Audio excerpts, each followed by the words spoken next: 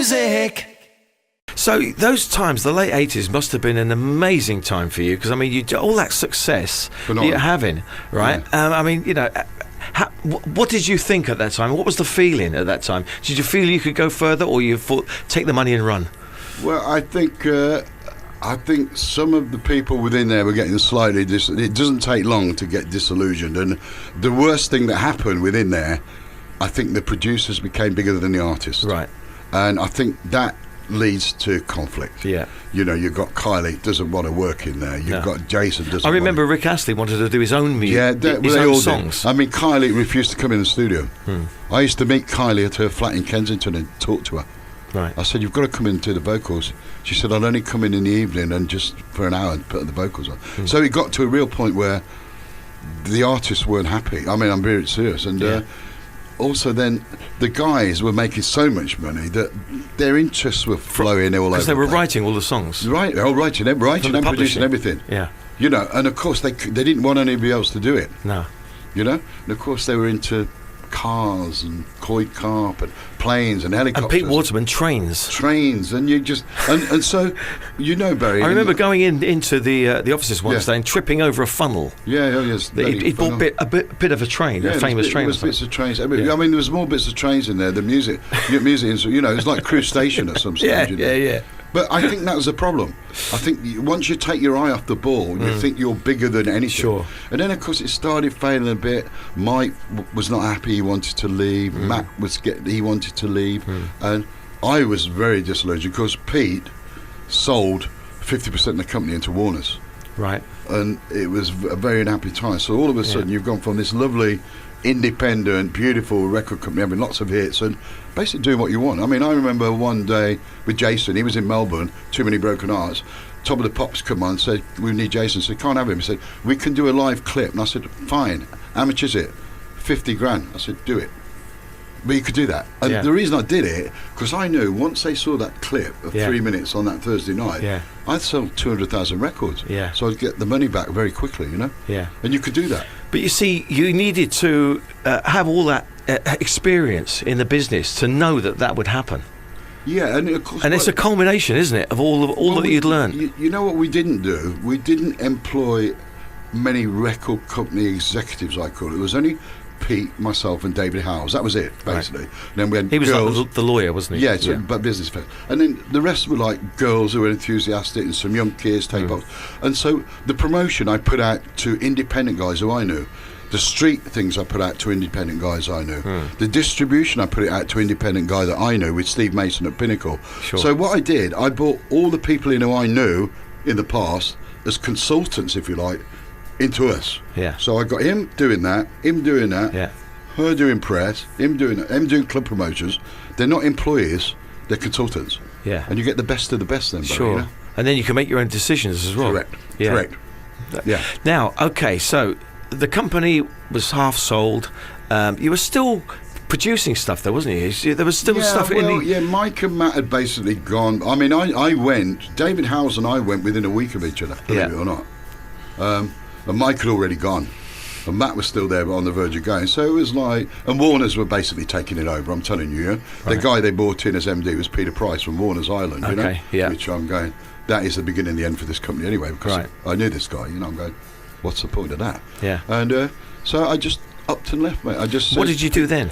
Pete said, you can't go. I said, I can't do it anymore, Pete. I can't, you know? Yeah. He said, we'll be together forever. You know, he's like one of the... Together forever. And I said, no. And I went. And I just... David went, I went. And I never looked back. And I went out on my own and set up a little consultancy. And within a month, I had 4 consultancies. Yeah. I had Jive, Zomba, Thames Television, KTEL, somebody else, you know. And I bought my PA from PWL with me. I said, get out of there, baby. Well, come with me. like I was saying, you know, all that wealth of experience at not just having the success, but all of what led up to it. You learn all the mistakes and how to get over them, don't you? Yeah, but I never ever wanted to be in a real major. I got offered many opportunities to go to majors, big gigs, Barry, with lots and lots of money. And I turned down because it's you have to ring guys in America at 4 a.m. in the morning, and also does it is it the fact that it becomes a little bit too corporate? Yeah. Because you've been a music fan, haven't you? Yeah. No, but I'm a boat rocker. I don't think I know anybody who knows as much about music as you do. And you know the labels these records were on, especially the 60s and the 50s and stuff like that. I'm a fan, you know. Yeah. That's what I am. I'm a fan of music. I'm like I've made a living out of a hobby. Yeah. That's basically what it is, you know. Okay, let's just go right the way back, because I know you're a big doo-wop fan. Right now, where did your love of doo-wop come from? I don't really know. I was when I was young, I got into sort of rock and roll. Then I started very young, you know, like 10 or 11. I listened to, and I started buying them, you know, big 12-inch records. And then I heard this. Well, that would have been the 78 records, wasn't it? 78 RPM. But you know, ones that you break. Acetate. Yeah, like an acetate. Yeah, like you have a bag full of them, man. Your arms are like Superman. Yeah. You couldn't DJ with those, bro, I tell you. And then I heard like a doo-wop record. I was about 12, 13. I think the first thing I really heard, I first really heard Why the Fools Fall in Love, Frankie Lyman. I didn't know that was doo-wop at the time. I just thought that was a pop record. So 1956 that was when that came out. And then I sort of heard things like Earth Angel, which had been out before. So my real knowledge of doo-wop came after, you know, I wasn't around when doo-wop was happening. Sure. I was I'd sort of discovered it and then started going back. And I'm discovering it now. Yeah. So basically I've been discovering it for 30 or 40 years, you know, discovering it. Yeah. I hear different things. I go, I've never heard that before. Yeah. Well, because on Facebook it was brilliant, because you were doing like Tilly's Tune of the Day, and you put up one track. I stopped doing that, mate. No, but it was brilliant, because there's so many songs that I wasn't aware of, you know, and I was going, oh yeah, I know this one, but then another one would come up and it would be superb, and you think, why have I never heard this record? And why is that? I don't know, mate. No, but there's a lot of... You should get out more. No, yeah, I know, exactly. Stuck in here.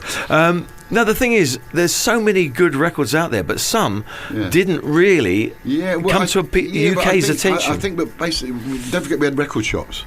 So, right. But we had nearly every imported record come in. So maybe we only sold one copy, and I might have took one home. You know, so it might be that. You know, and it never saw the light of day as a hit. But then you became like a DJ, and you were into that Northern Soul, weren't you? Which we love over here. Well, we used to sell Northern Soul in the shop, Pete and I. That was our one of our biggest selling stuff. That period, a big period of Northern Soul in the early 70s, we sold loads of Northern Soul imports. Yeah. I never really knew about it before then. But I've got to know. I mean, I like the old Northern Soul stuff. Yeah, I love it. Yeah. Well, we love it over here. We have these special nights in Pattaya. I know. Well, my friend I was with yesterday, Ricky Vaughan, does it. Right. Because he used to be on Pattaya Radio. Yeah. And he's now doing a monthly show or something somewhere. Yeah. That's very, very popular. Yeah. But again, you see, a lot of those records, they didn't really come to everybody's consciousness, you know? Well, a lot of them are very obscure. Yeah, even obscure today. Yeah. But the people who are into Northern Soul, they know every one. Sure. They know every word and every lyric. I mean, there's anoraks out there at a level you wouldn't believe, you know? Yeah. You know? Yeah. But the thing is, it's fantastic, really, because there is such a wealth of fantastic music out there. Yeah. And it's great when you hear these new ones. You think, why have I not heard that one before? It's wonderful. Well, a lot of them never came out here, Barry. You have to remember, most of those records were left in a little vault. You know, people used to go into America, you know, like the Ian Levines, Neil Rushtons, and buy up records, obscure records, and then go and play them. And people go, what is that? Yeah. And, you know, that's how things like Frank Wilson came about. You know, this became one of the big Northern Soul anthems, you know?